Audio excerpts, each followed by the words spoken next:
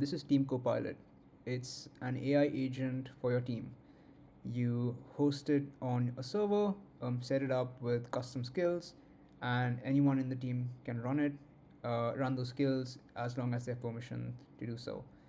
Um, so in this video, I'm going to show you an example of creating a skill, sharing it with another person, and showing you how they can use it.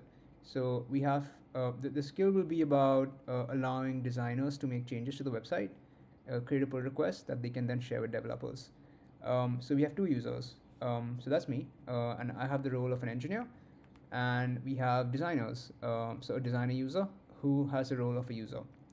So we're going to start by creating a new skill. So first of all, we just have one skill at the moment, which is not really relevant, but it's just one at the moment. So let's create a new skill that tells the AI agent how to make changes to the website. So you're going to start a new chat, and I already have the prompt ready, but quickly that I'm going to give you the location of the website inside the workspace that we've sort of set this up in, and I'm gonna tell the agent to write in the skill that we want to start the website on port 3000, so that while designers are iterating with the agent, they can actually see the changes they've done, and then of course make the changes based on what the designers requested, and finally when they're happy, use the GH tool to create a pull request on GitHub. So let's submit this and see what the AI agent does. So first it's going to try and find relevant skills based on the description. And since we just have one skill, that skill does talk about code changes, but not specifically what we want in terms of website code changes. So it's going to try and create a new skill right now. And because it's creating a new skill, it's going to ask us for permission before actually doing that. So we're just going to allow it.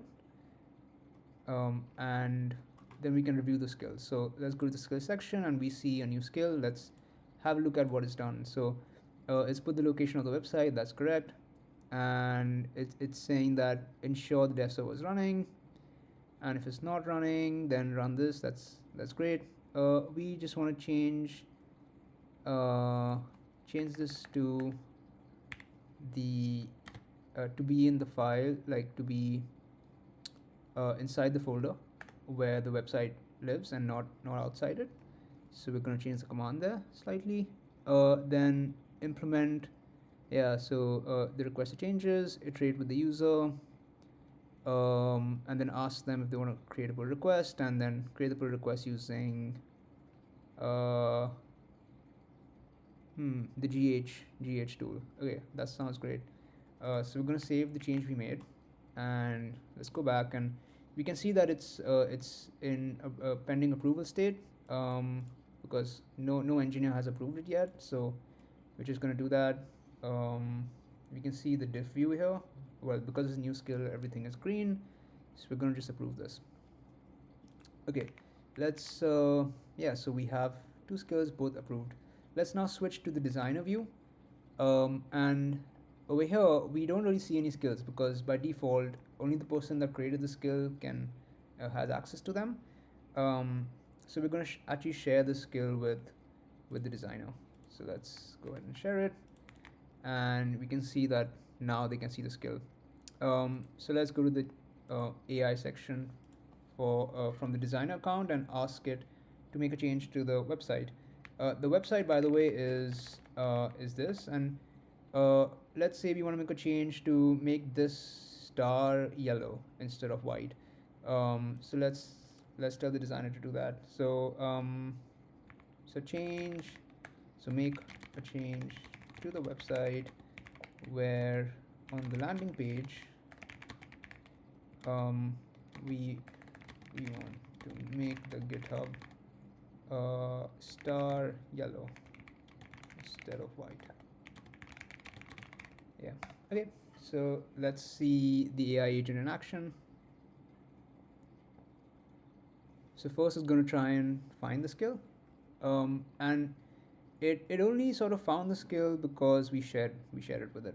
we share it with this user. Otherwise, they would not be able to find and use the skill.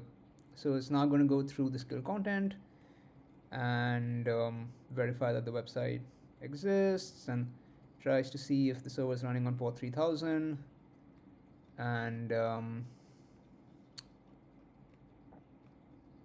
yeah, we're just going to wait for it to sort of finish doing its agentic flow and sort of making a change. Okay, done. So let's see if we visit this. Okay, there you go. It's become yellow now, and that's exactly what we wanted. Okay, so this looks great. Um, um, you know, and then we um,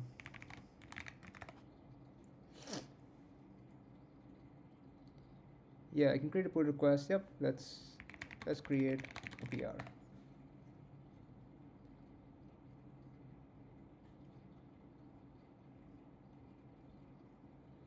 So now the AI agent is going to go and look at the diff and commit it and create a branch, commit it. So it's created a branch called yellow GitHub star, which makes sense. Um, and it's going to try and create a pull request now.